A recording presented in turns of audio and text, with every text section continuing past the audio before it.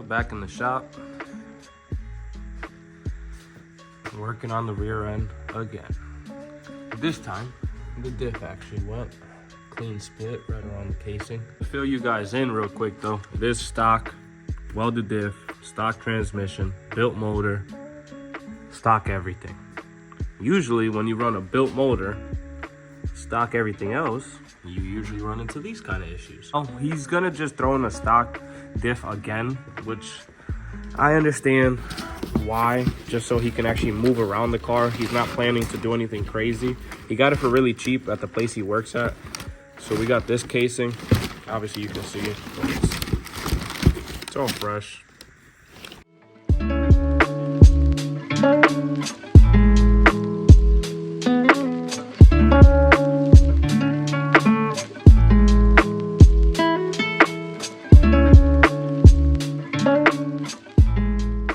All it really is to take out this diff is passenger axle, driver side axle.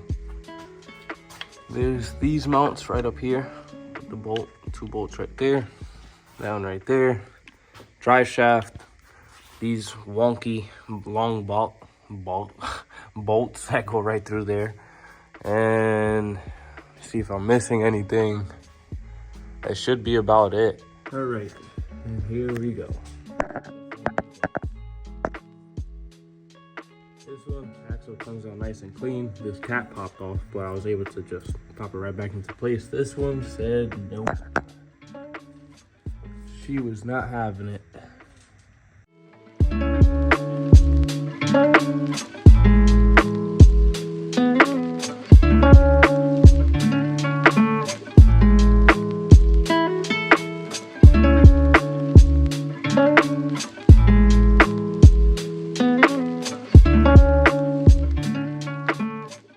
If you watch the video for the Toyota van, how I did the diff in that one is actually exactly how the diff is done on this one. Take out the bolts all around. The whole gear, like the inside of the diff actually comes out, and this is just a casing, so we're gonna swap it out, and I'll show you guys that process.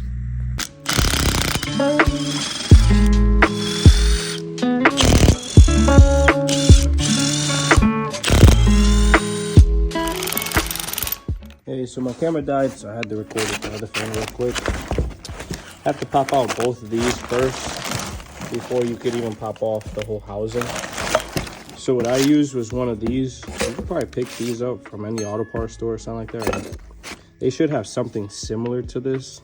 And then you're gonna put it right behind the shaft and the housing. And you're gonna bang on the top with a hammer, and it should pop it out exactly like this, nice and clean. One thing to keep in mind, if you do use this one, you're gonna get something like this.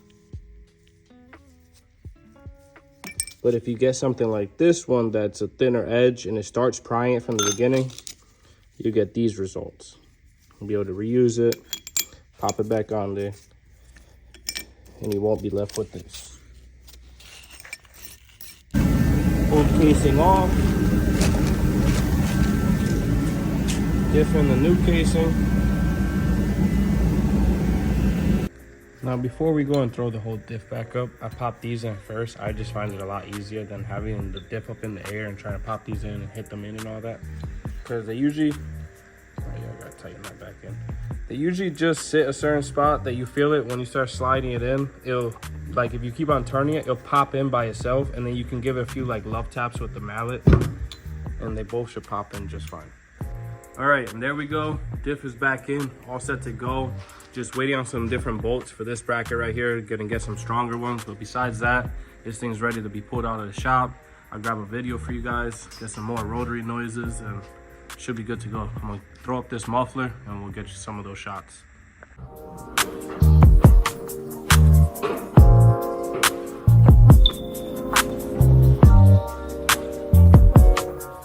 All right, so we got the diff back in.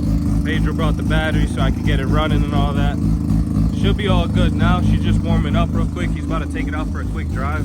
He has a problem with the headlights that they don't want to stay on, so he's hoping today he'll stay on for his drive real quick. But here she goes.